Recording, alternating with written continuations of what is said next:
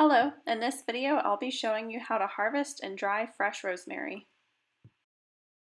I like to prune my rosemary plant before I do any harvesting.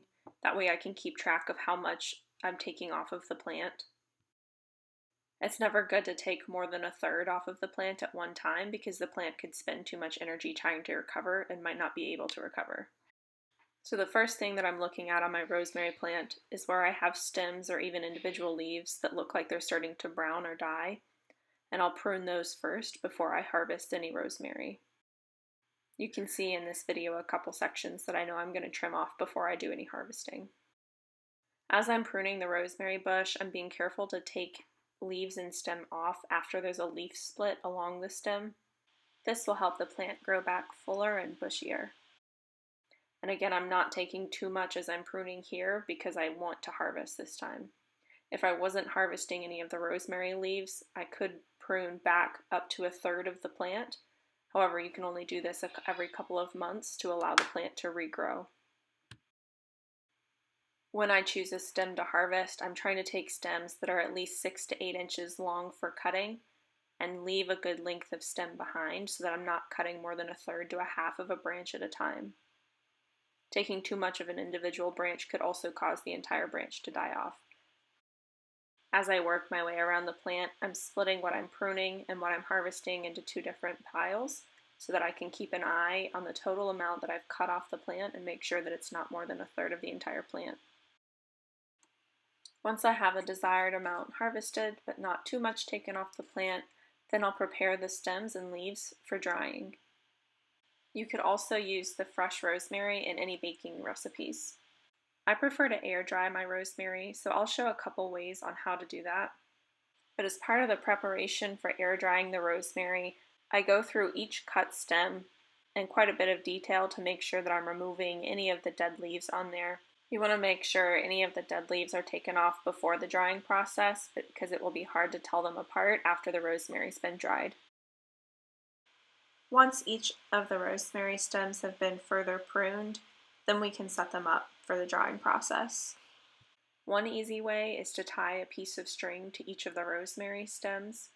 I try to tie the string up the stem a little bit so that it's captured within a couple of the leaves, just to make sure that the rosemary won't fall off the string as it dries. I'm using just some sewing thread that I have doubled up. This is thin enough to grab onto the rosemary stem, but different types of string would work fine here as well. I cut the string long enough to make sure that I can tie all 3 pieces of rosemary onto this piece of string. A simple slip knot works fine to secure the string to the rosemary. It doesn't have to sustain a lot of weight since the only thing that the string is holding is this rosemary stem. After I have the first piece of rosemary attached to the string, I continue tying until all the rosemary is tied to the string. You could also dry the rosemary in a dehydrator, you could bake it in the oven, or you could dry it in the sunlight.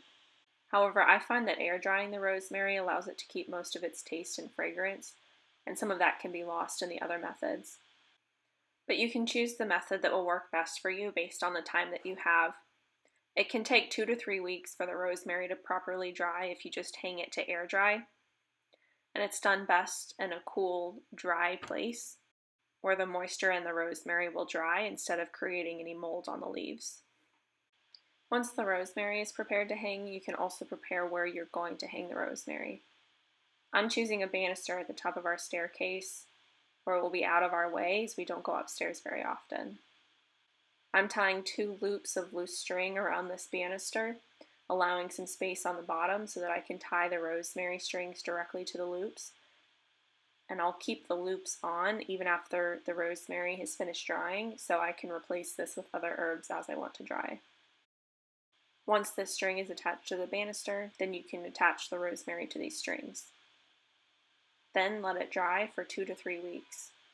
This method of air drying rosemary works fine if you're not harvesting a lot of pieces, but if you're doing a larger harvest, it can be quite tedious to tie all the pieces together.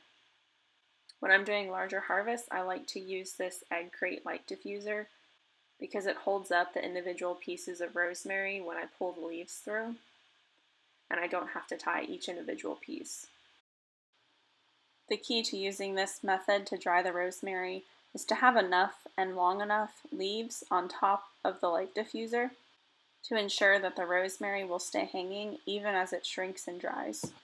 The other benefit of using this material to dry rosemary is I can also dry other herbs at the same time. Check out my other videos linked below for how to air dry lemon thyme, oregano, and basil.